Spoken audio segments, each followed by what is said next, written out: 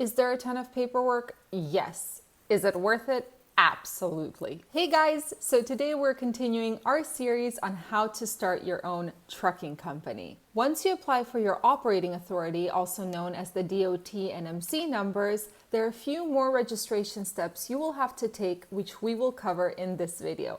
Let's get started. Now, I will go over this list in its order of importance. Number one, as we discussed in one of the previous videos, you have 90 days after filing for your authority to get insurance on file so that the FMCSA doesn't dismiss your application. Number two, also within 90 days of registration, you have to have a BOC3 on file, and these are the registered agents that are in every state where you plan to operate in.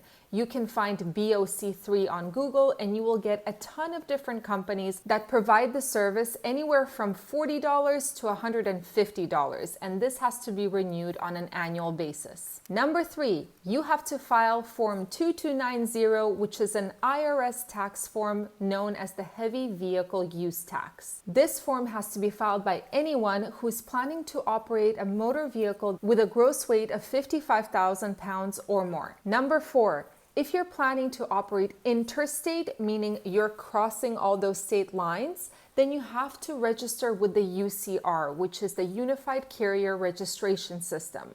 This is federally mandated and you have to renew it every single year.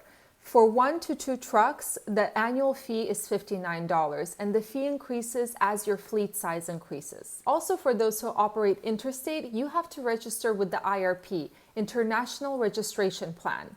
Once you register with them, they will send you what's called an apportioned license plate. This apportioned license plate allows you to cross state borders without having to register your vehicle in every state you pass through. Another thing you need to do if you're involved in interstate operations is you have to register with IFTA, the International Fuel Tax Agreement. Once you register with them, you will receive 2 decals that you have to put on both sides of your truck.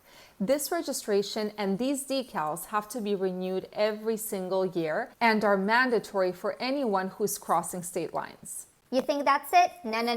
There's more. Now, something not many people know about is that certain states actually require you to have a permit in order to either operate within that state or to pass through that state.